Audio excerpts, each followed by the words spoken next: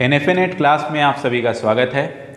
Data interpretation के अगले video पे आज हम डिस्कस करने वाले हैं एक क्वेश्चन जो पाई चार्ट से रिलेटेड है। एक पाई चार्ट हमको यहाँ पर दिया हुआ है।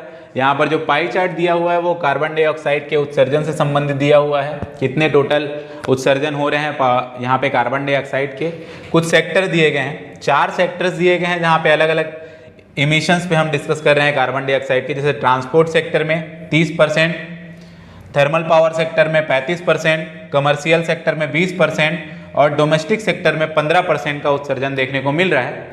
टोटल जो मिला के इनका उत्सर्जन है वो जो परसेंटेज में दिया हुआ है, किस वैल्यू का परसेंटेज दिया हुआ है, तो यहाँ पे हम लोग को 5 मिलियन मेट्रिक टन जो है वो वैल्यू दी गई है। मतलब नॉर्मली हम समझ के चलते हैं 5 एक वैल्यू दी गई है जिसका 30%, 5 का जो 30% है वो ट्रांसपोर्ट सेक्टर में, 5 का जो 35% है वो थर्मल पावर सेक्टर में और 5 का जो 20% है कमर्शियल सेक्टर में और 15% डोमेस्टिक सेक्टर में हमको देखने को मिल रहा है। हम देखते हैं यहाँ पे एक प्रश्न क्या हमको पूछा है इस पाई चार्ट में रिप्रेजेंटेड डेटा के लिए। तो सबसे पहला प्रश्न पूछा है कि यहाँ पे डोमेस्टिक सेक्टर में कितने मात्रा में जो है वो क्या हो रहा है, अपना CO2 जो है वो इमिशन हो रहा है, ये पूछा गया है। तो हम देखते हैं हमारे पास टोटल वैल्यू कितनी दी गई है, 5 दी गई है और डोमेस्टिक सेक्टर में हम कितना वैल्यू देख रहे हैं, 15%। तो हमें 5 का क्या निकालना है, 15% निकालना है। तो नॉर्मली सबसे पहले तो हम लोग फॉर्मुलेशन से पहले बहुत सारे जो कैलकुलेशन है अपने माइंड्स के साथ जो है वो कैलकुलेट करना बहुत जरूरी होता है। सभी को 10%, 5%, 1%, 50%, 25% इतना कैलकुलेशन आपको जो है वो अपने माइंड पे बिल्ड करना बहुत जरूरी है। 5 का अगर हम लोग बात करें, यहाँ पे 15% की बात हो रही है, तो 5 के अगर 10% की बात करते हैं तो हम उसको 0.5 कह सकते हैं। और अगर हम इसके 5% की बात करें तो 0.5 का आधा क्या हो जाता है, 0.25 हो जाता है। टोटल करें अगर 15% तो कितना हो जाएगा, 0.75। हमारा सही आंसर क्या हो जाएगा, 0.75 MMT। परंतु अगर हम इस तरीके के कैलकुलेशन करने में जो है वो माहिर नहीं है और हम धीरे धीरे करके ही महारत हासिल कर पाएंगे जो है वो, तो हम क्या करते हैं, फॉर्मुलेशन पे हम अपना काम करते हैं। हम किसकी बात कर रहे हैं, 5 के निकालने की बात कर रहे हैं। कितना परसेंट निकालने की बात कर रहे हैं, 5 को बांटना है। कितने परसेंट में बांटना है, 15% में बांटना है। 15% में दिया हुआ है तो हम इसको क्या लिख सकते हैं, 15 बट्टे जो है वो 100 लिख सकते हैं अगर 15% में दिया हुआ है तो। अब इसको हम सॉल्व करते हैं। 5 को जो है वो हम लिखते हैं 5 एकम 5 और ये देखिए 5 दूनी 10 और 5 शून्यम 0, 20 गया। अब दूसरा जो वैल्यू बचा है आपके पास, कितना बचा हुआ है, 15 और 20 का बचा हुआ है। किससे हम लेके चल सकते हैं इसको, नॉर्मली अगर हम लोग कटाना चाहें तो किससे कटा दें, 5 से कटा लेते हैं। तो 5 तिया 15 और 5 चौके 20, तो आपके पास फिर क्या बच गया, 3/4। आंसर ऐसे फ्रैक्शन में नहीं दिया हुआ है, पूरा कटाना है तो आप फिर से कटाइए। तो सबसे पहले आप 4 से अगर 3 को कटाना चाहेंगे तो कटेगा नहीं, 0 टाइम जाने वाला है। तो 4 शून्यम 0, फिर दशमलव लगा दीजिए। अब ये 3 है वो क्या बन जाएगा, 30 बन जाएगा। तो अब 30 को क्या करेंगे, 4 से भाग करेंगे तो कितना हो जाएगा, 7 चौक 28। तो अब क्या आ गया आपके पास, 7 आ गया। 28 में से 30 का डिफरेंस कितना बच गया, 2 बच गया। उसमें फिर शून्य लगा दीजिए, अब 20 हो गया। तो 20 आप देखेंगे 4 पंचे 20, तो कितना आ गया, 0.75। तो पहला देखिए दोनों तरीके से आपको समझ में आ गया। जो आंसर है हमारा कि डोमेस्टिक सेक्टर में कितना आपका उत्सर्जन हुआ, तो 0.75 MMT जो है वो इसका उत्सर्जन हुआ। चलते हैं दूसरे सवाल की ओर। अगला सवाल जो यहाँ पे पूछ रहा है CO2 इमिशन पे, पिछले बार एक सेक्टर पे क्वेश्चन पूछा गया, केवल डोमेस्टिक सेक्टर पे। ये सवाल जो है वो पूछ रहा है आपका, देखिए कंबाइन करने के लिए बोल रहा है, जोड़ने के लिए बोल रहा है, थर्मल पावर सेक्टर को और ट्रांसपोर्ट सेक्टर को। तो देखिए थर्मल पावर सेक्टर की अगर हम लोग बात करें तो कितना प्रतिशत हो रहा है, 35%। ट्रांसपोर्ट सेक्टर की बात करें तो कितना हो रहा है, 30%। किसकी, तो टोटल कितने परसेंट हो गए हमारे पास, 65%। ठीक है, किसके लिए हमको निकालना है 65%, 5 के लिए निकालना है। तो आपको अभी जैसे बताया, नॉर्मली देखिए आपने इससे पहले सवाल को अगर आप यूज करना चाहते हैं इसके साथ, तो 15% आपने निकाला था। कितना निकाला था, 0.75। 50% मतलब क्या होता है, उसका आधा, 5 का आधा कर देते हैं। तो 5 का आधा कितना हम लोग देखेंगे, 2.50 देखेंगे, है ना। और आंसर 15% कितना निकाला था, 0.75 निकाला था। दोनों को टोटल कर देते हैं, क्या आ गया, 5 7 5 कितना हो गया, 12 की 2 और एक यहाँ पे हो गया 3.25। राइट आंसर क्या हो गया, 3.25। अब प्रोसीजर से आगे चलते हैं। प्रोसीजर के हिसाब से अगर हम लोग फॉलो करें, पुराना ही तरीका देख लेते हैं। किसका निकालना है? 5 का निकालना है। कितना परसेंट निकालना है? 65%। तो हम क्या लिख सकते हैं इस तरीके से, 65/100 लिख दे, चल जाएगा। अब ये देखिए 5 एकम 5 और ये 20 आपका हो गया, 20 पंचे 100। अब आप 65 और 20 पे देख लीजिए क्या कर सकते हैं आप लोग। तो यहाँ पे 5 से हम लोग करके देखें, तो 5 से करके देखते हैं। तो नॉर्मली हम लोग देख रहे हैं यहाँ पे 5 से अगर करते हैं तो 5 एकम 5 दिया 13 हो गया, 13 पंचे 65 और यहाँ पे 5 चौक 20 हो गया। कितना बच गया आपके पास? 13/4 बच गया। अब आप डिवाइड करेंगे, देखिए 4 एकम 4, 4 तिया 12, ठीक है। तो 12 में अभी भी 1 बच गया आपके पास। अब वो डिवाइड नहीं हो सकता, इसलिए आप लोग यहाँ पर क्या लगा लिए? दशमलव, ठीक है। अब आप उसमें शून्य जोड़ दिए, 10 हो गया। तो 4 दूनी क्या हो गया आपके पास? 8 हो गया। अभी भी 10 में से पूरा पूरा भाग नहीं किया, 8 हुआ है, 2 और बचा हुआ है। तो 2 में आप शून्य जोड़ दीजिए, 20 हो गया। तो अब क्या करेंगे? 4 पंचे 20। तो उत्तर क्या आ गया? इस तरीके से भी आपके पास 3.25 आ गया। तो यहाँ पे जो प्रश्न पूछा गया था, थर्मल पावर और ट्रांसपोर्ट पावर सेक्टर दोनों को, ट्रांसपोर्ट सेक्टर दोनों को मिलाकर जो है वो कंबाइन करके बताना था कि कितना CO2 जो है वो एमिशन हो रहा है, उत्सर्जन कितना है कार्बन का। तो 3.25 जो है वो इसका क्या हो जाएगा? सही आंसर हो जाएगा। पाई चार्ट पे एक और हम क्वेश्चन देखते हैं।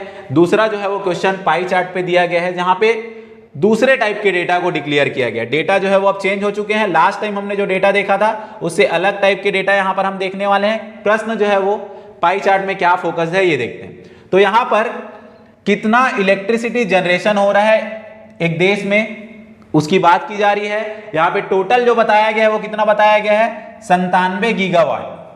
और 97 गीगावाट को यहाँ पे वैल्यूज में नहीं डिवाइड किया गया है। क्या डिवाइड किया गया है?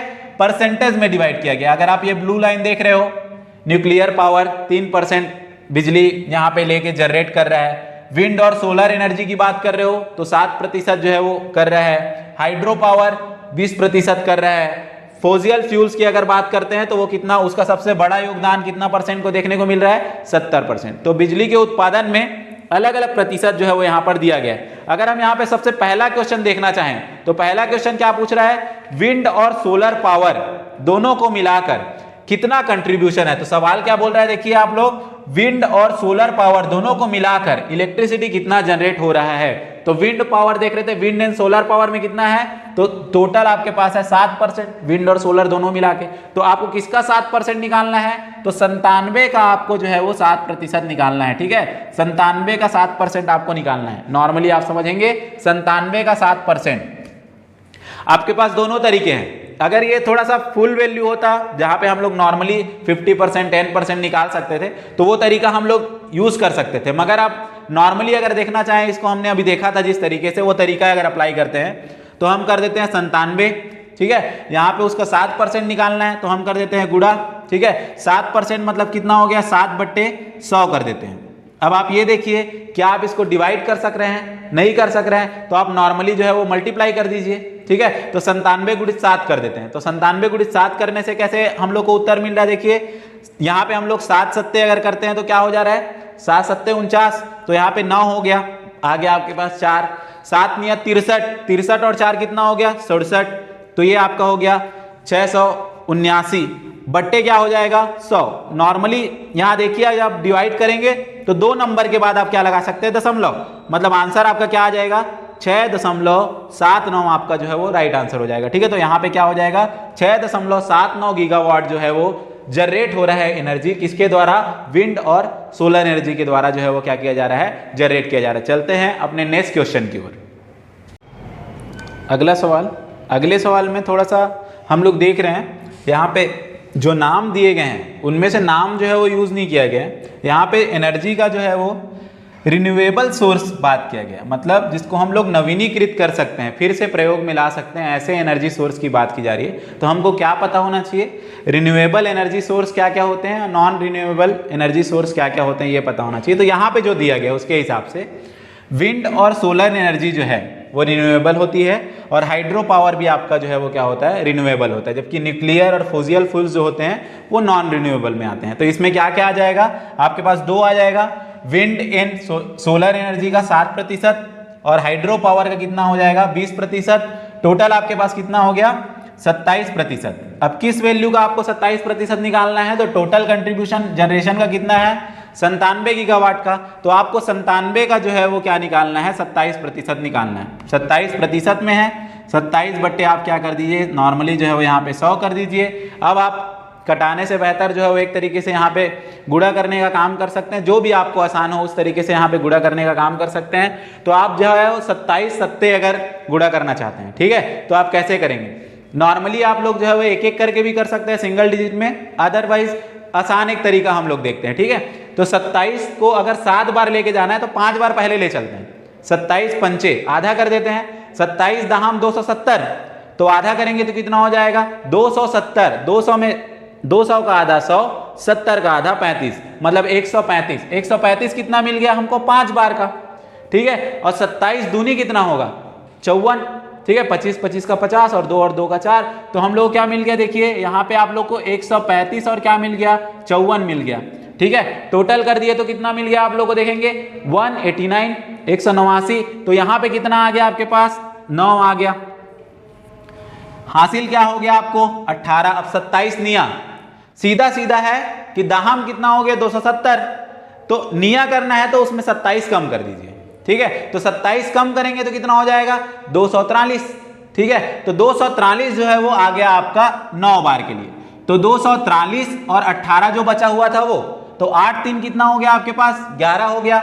और उसके बाद आपके पास फिर एक चला गया हासिल में, तो 5 और एक 6 हो गया यहाँ पे, तो 261।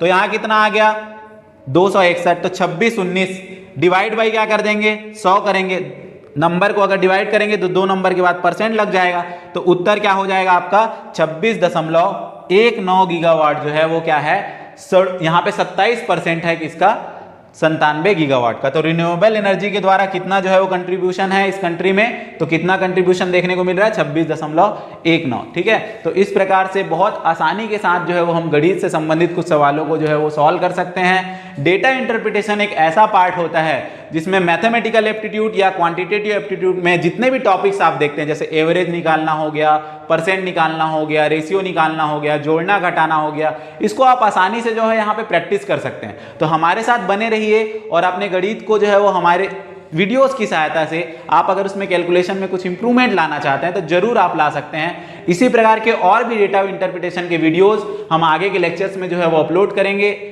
आई होप आप सभी को ये जो वीडियो है वो बहुत अच्छा लगा होगा। अगर आपको वीडियो अच्छा लगा होगा तो हमारे वीडियो को लाइक करें, शेयर करें और वीडियो में कमेंट करें, और ज़्यादा से ज़्यादा अपने दोस्तों तक हमारे वीडियो को पहुंचाने के लिए आप हमारे चैनल को सब्सक्राइब जरूर करें। Thank you so much.